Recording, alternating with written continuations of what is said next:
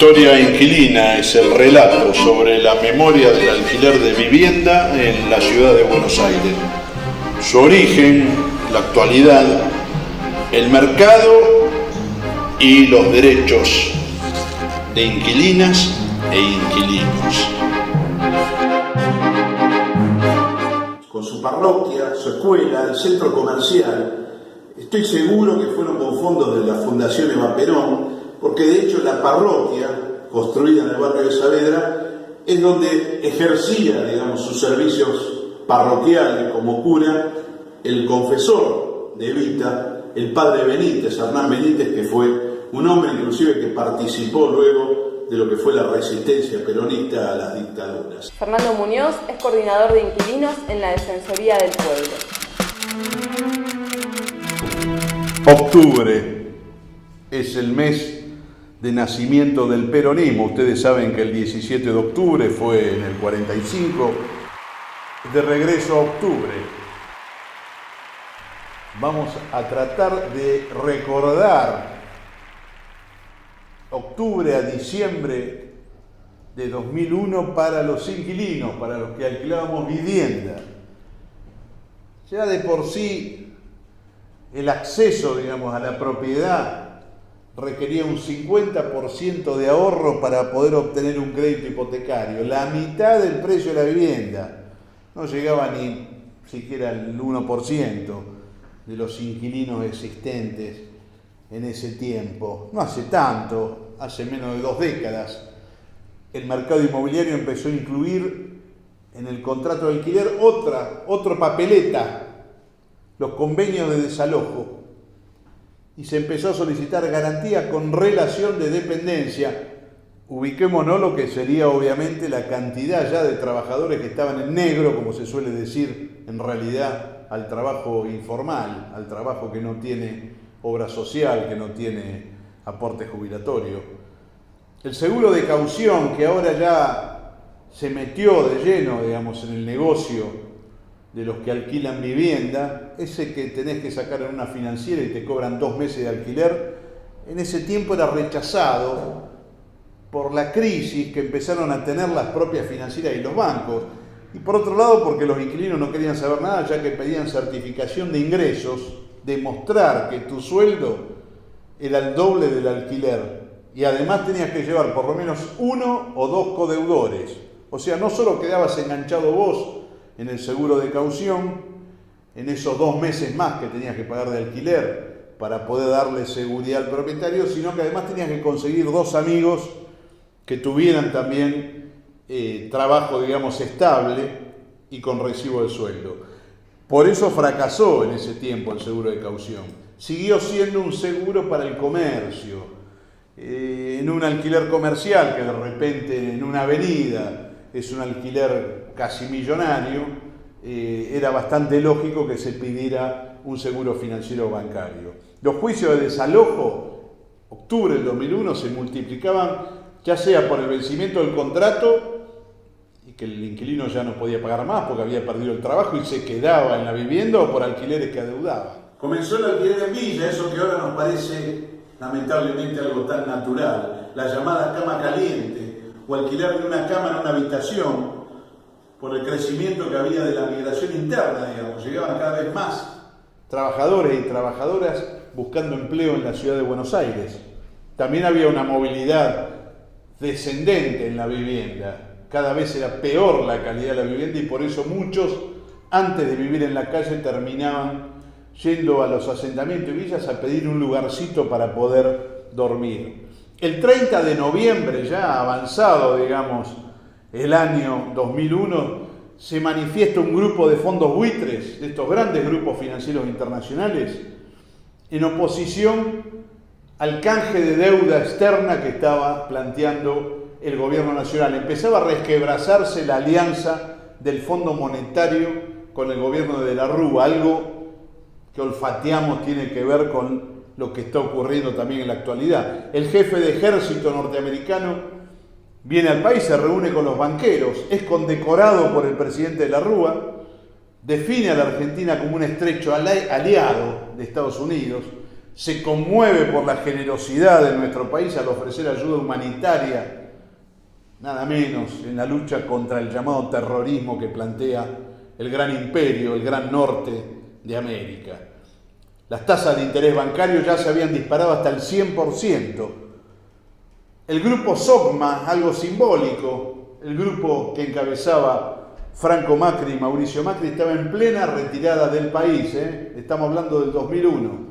Había vendido su participación en Movicom, en la distribuidora cuyana, en la fábrica de alimentos, una de las más importantes, Canale, en otra empresa de sistemas informáticos. Había presentado ya convocatoria de acreedores del Correo Argentino, eso que todavía hoy, con las complicidades del gobierno y los grupos empresarios, se sigue discutiendo sobre la deuda que tiene para el Estado, ¿no?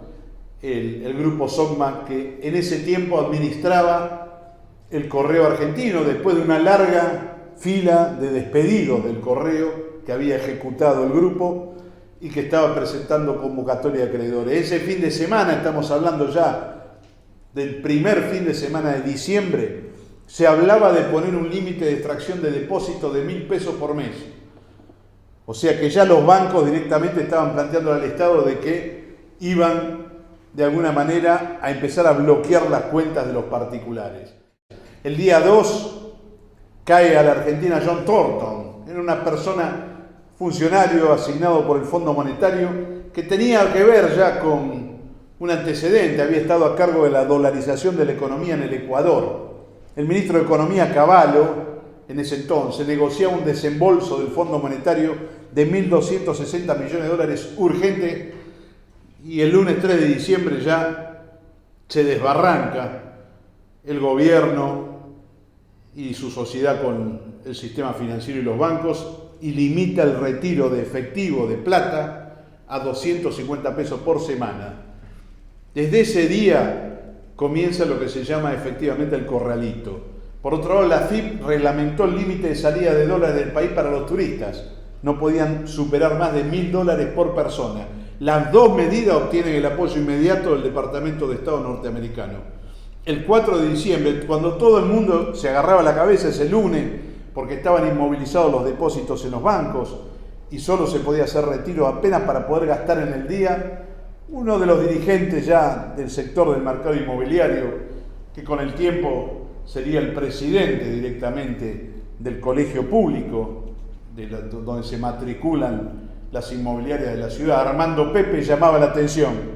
Él decía, frente a la inmovilización del dinero, a la hora que se vencen los plazos fijos, la gente prefiere adquirir una propiedad. Todos piensan que los ladrillos no se volatilizan, y llamaba de alguna manera la atención para que sobre todo los sectores, digamos, de altos, los sectores de riqueza que tenían ahorros en dólares o en pesos, pusieran la plata, digamos, ya en la compra de vivienda. En la Argentina, de la pobreza y el desempleo, estamos hablando de una situación de miseria colectiva, masiva y generalizada. Otro desarrollador, Toselli, de Toselli Fuentes, remataba: la gente parece interesada en volcar sus ahorros en propiedades, de las que puede obtener una renta si las ofrece en alquiler. Toda una definición. Estamos hablando de diciembre del 2001, uno de los peores meses que puede recordar el pueblo argentino. El 20 de ese mes la Argentina tenía que pagar $2.200 millones de la deuda y la plata del fondo no llegaba. Ya le había negado el préstamo al gobierno, e inclusive Cavallo había estado en Estados Unidos pidiendo clemencia. No pasó nada, decía, seguimos trabajando con el fondo. Apenas una semana después de ese bloqueo que había de depósitos, se sabía de inquilinos que pagaban su alquiler por día ante la falta de dinero, taxistas, cuentapropistas de todo tipo que las juntaban y se las llevaban al propietario. En cambio, Armando Pepe aprovechaba la volada, tomaba plazo fijo de $50.000 y $100.000 y los convertía en ladrillo, en el negocio que luego, 3 o 4 años después, iba a reventar de tanta renta que le iba a dejar, que iba a ser el negocio de el boom de la construcción en la ciudad de Buenos Aires. La CGT convocó un paro para el 13 de diciembre, 24 horas, eso sí, sin movilización, todos en casa. Moyano convoca 36 horas y con movilización. El 10 de diciembre empezaba tibiamente el primer cacerolazo. Los productos de consumo masivo habían caído 10% en las ventas del 2001. El 12, las vísperas del paro de la CGT, hubo apagones, bocinazos, cacerolazo, mucha puteada. Los números del desempleo de ese octubre se publicaban recién a mediados de diciembre. 5 millones de personas sin trabajo, más del 18%. El 16 empezaron los saqueos en Entre Ríos y Mendoza, fueron los primeros. El 17 un paro total de ferroviario ante amenaza de despido. Ya para las fiestas se venía anunciando, para las navidades, que se iba a poder retirar hasta 500 pesos. El 19 de diciembre, Colin Powell, era el secretario de Estado norteamericano, pidió un acuerdo político para aprobar el presupuesto, hizo un llamado a todos los sectores, casi como si fuera el padre de la patria. Ese mismo día anuncian la quita de subsidio al gas, iba a subir un 6%, saqueos más violentos, San Martín, San Miguel, José León Suárez, la provincia de Entre Ríos, mientras se anunciaban despidos de 20.000 estatales, congelamiento de vacantes, 4.400 contratados más a la calle.